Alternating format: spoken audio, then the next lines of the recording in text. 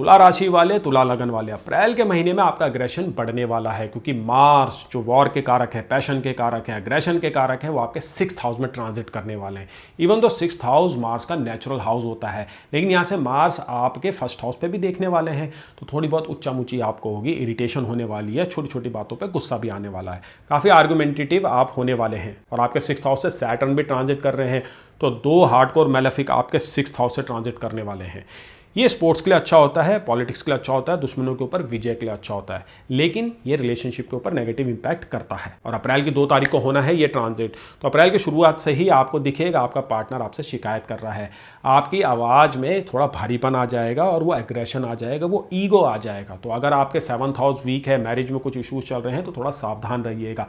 Career के around ये अच्छे रिजल्ट दे सकता है, अगर आपको लोन चाहिए उसमें भी अच्छे रिजल्ट दे सकता है। मार्स और सैटर्न का एस्पेक्ट जो आपके 12th हाउस के ऊपर पड़े, वहां पे भी अच्छे रिजल्ट दे सकता है, यानी अब्रॉड रिलेटेड मैटर भी क्लियर हो सकते हैं, वीज़ा अप्रूव हो सकता है, अब्रॉड में आप स्ट्रगल कर रहे हैं तो आपके लिए रास्ते बन सकते हैं। अभी तक हाल फिलहाल तक आपके 5th हाउस के ऊपर काफ़ी प्लैनेट ट्रांजिट कर रहे थे, रिसेंटली वहाँ पे ग्रहण भी हुआ था और अंगारक योग वहाँ पे बना हुआ था, तो स्टमक रिलेटेड जो इशूज़ आपके डेवलप हुए थे, चिल्ड्रन के अराउंड जो इशूज़ हुए थे, वो मार्स 6th हाउस में आते ही दूर कर देगा। Natural malefic planet 6th house में हेल्थ इशूज़ में अच्छे रिजल्ट देते हैं, लेकिन सेम टाइम ये एक्सीडेंट जैसे इशूज़ भी क्रिएट करते हैं, खासकर उन लोगों के लिए जिनके हॉरोस्कोप में 6th house Lord Jupiter afflicted है, या फिर जिनकी महादशा अंतरदशा वीक प्लैनेट्स की चल रही है, तो थोड़ा बहुत सावधानियों की भी जरूरत है। तो गाड़ी हल्के चलाइएगा, रोड रेस से भी बचिएगा। जो ये एग्रेशन आपके अंदर डेवलप होने वाला है, इसको चैनल कीजिएगा सही जगह पे, पॉजिटिव जगहों पे, एक्सरसाइज ज्यादा से ज्यादा कीजिएगा। स्पोर्ट्स में भी इंटरेस्ट आपका बढ़ने वाला है, बॉडी बिल्डिंग भी आप ऐसे करते हुए दिखाई दे रहे हैं। और इस मार्स का एस्पेक्ट आपके 9th हाउस के ऊपर भी पड़ेगा, जो सीनियर्स को दिखाता है, फादर को दिखाता है, गवर्नमेंट को दिखाता है। तो आपको कोई आर्गुमेंट होते दिख रहा है, घर में हो सकता है फादर के साथ, या गवर्नमेंट से आपके कुछ इश्यूज क्रिएट हो सकते हैं, गवर्नमेंट से आपके ऊपर फाइन या पेनल्टी पड़ सकती है। वर्क स्पेस में सीनियर के साथ किसी इंपॉर्टेंट बात पे कुछ बहस हो सकती है, टीम मेंबर के साथ कुछ नोकझोंक होने वाली है, लेकिन कोई नकारात्मक इंपैक्ट इसका नहीं पड़ेगा, क्योंकि जुपिटर रिसेंटली आपके 9th हाउस में मार्गी हुए थे, वो स्टेबल हो रहे हैं और एक्सॉलेशन की तरफ बढ़ रहे हैं, जो आपके 10th हाउस के ऊपर है, तो आगे अच्छे रिजल्ट होने हैं, उसकी फाउंडेशन डल रही है। तो यहाँ पे आपको कोशिश करनी है कि कोई ऐसा काम आप ना करें जिससे फाउंडेशन हिले। जो ग्रोथ आपको मिल रही है, जो प्रोग्रेस आपको मिल रही है, उसको स्टडी कीजिएगा।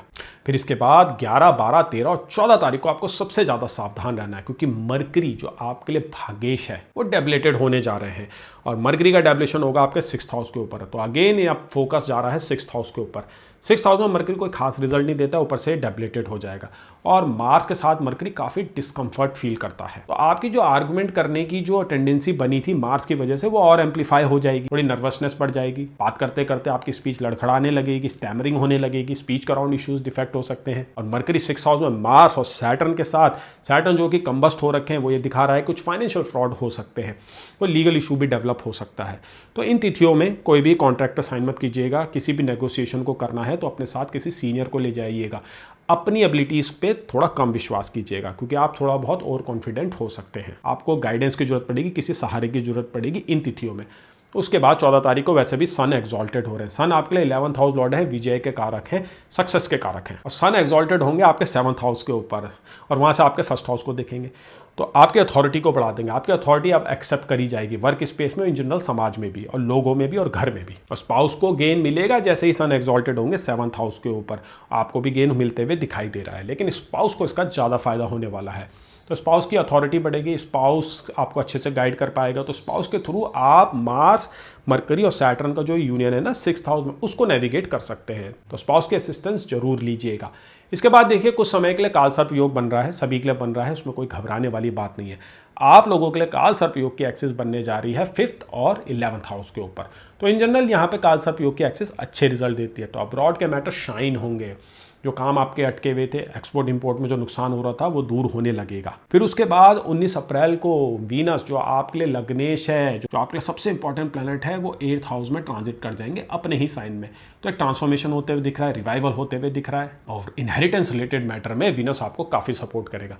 वीनस अपने ही साइन में, खासकर टॉरस में 8th हाउस में बहुत अच्छे रिजल्ट देता है। इन लॉज से रिलेशनशिप बेटर होंगे, स्पाउस की अगेन इनकम बढ़ने वाली है। अप्रैल का सारा फायदा स्पाउस को ही मिलते हुए दिख रहा है, लेकिन अल्टीमेटली उसका आपको भी फायदा होगा।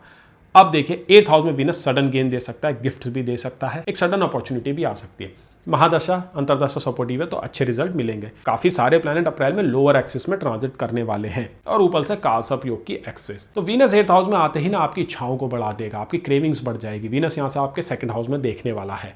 अब ऐसे भी लीब्रा साइन द्वारा रूल होते हैं, एरी साइन है, वीनस ही रूल करता है, तो नेचुरली आपके अंदर वो विनिशियन क्वालिटी होती है, तो लग्जरी का टेस्ट आपके अंदर होता है, वो डिजायर्स होती हैं, अब वो काफी बढ़ने वाली है। तो थोड़ा कंट्रोल आपको अपने ऊपर रखने की जरूरत है, नहीं तो ओवर एक्सपेंडिचर होते हुए दिख रहे हैं, कंट्रोल से बाहर आप खर्चा करने वाले हैं। फिर अप्रैल के लास्ट 10 दिन सबसे ज्यादा सपोर्टिव है। पूरे अप्रैल के महीने में लास्ट के 10 दिन काफी सपोर्टिव रहेंगे, क्योंकि सैटर्न 24 तारीख को जो योग कारक प्लैनेट है आपके लिए, वो कंबशन से बाहर आ जाएंगे। सैटर्न का कंबशन से बाहर आना 6th हाउस के ऊपर जो इश्यूज थे, जो खतरा था, उसको कम कर देगा। रादर सैटर्न आपको वहाँ पे प्रोटेक्ट करेगा, आपके अथॉरिटी को डेवलप करेगा, आपका एक अच्छा नाम भी करेगा, दुश्मनों को परास्त कर सकते हैं आप, और डेब्ट्स के अराउंड जो इश्यूज थे उसको भी वो रिजॉल्व करेगा।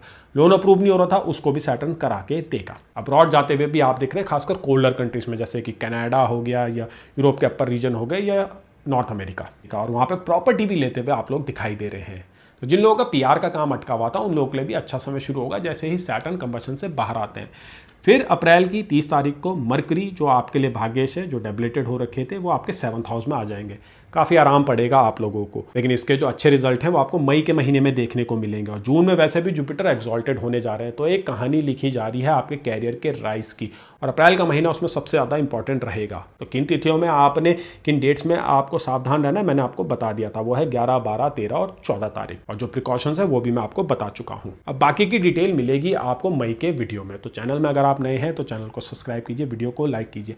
ऐसे ही होलिस्टिक एनालिसिस के वीडियो जिसमें मैं सारे ट्रांजिट का एनालिसिस करके एक फाइनल प्रेडिक्शन बनाता हूं, मैं आपके लिए, आपकी राशि के लिए, आपके लगन के लिए लेके आता रहूंगा। रेमेडीज में आप ये कर सकते हैं, अपने भाग्येश मरकरी को मजबूत कीजिए, क्योंकि कुछ समय तक आपका भाग्येश जो है डेबिलेटेड रहने वाला है अप्रैल के महीने में। सेम टाइम आपको गणेश जी की भी पूजा करने की जरूरत है, आप मार्स को भी पेसिफाई कर सकते हैं। फाइनल जो रेमेडी होगी वो आपके नेटल हॉरोस्कोप के ऊपर डिपेंड करेगी, कहां पे कैसे प्लैनेट बैठे, कौन सी दशा चल रही है, कौन सी अंतरदशा चल रही है, डिविजनल चार्ट क्या कह रहा है। तो अगर आपको हॉरोस्कोप एनालिसिस कराना है तो आप नीचे दिए हुए नंबर पे व्हाट्सएप कर सकते हैं या मुझे ईमेल भी कर सकते हैं। मैं आशा करता हूं अप्रैल का महीना आप लोगों के लिए काफी अच्छा जाए। 6th हाउस में जो ये मार्स, सैटर्न, मरकरी की जो ये कंजंक्शंस हो रखे हैं, जो ये युति होने वाली है, जो ये खेल रचने वाले हैं, उसका आपके ऊपर कम से कम मेलेफिक इंपैक्ट हो, आपके फाइनेंसेस बेटर हो, कैरियर बेटर हो, रिलेशनशिप में सुधार हो। तो चलिए आगे बढ़ते हैं, जानते हैं अगली राशि का हाल, जो कि है वृश्चिक राशि।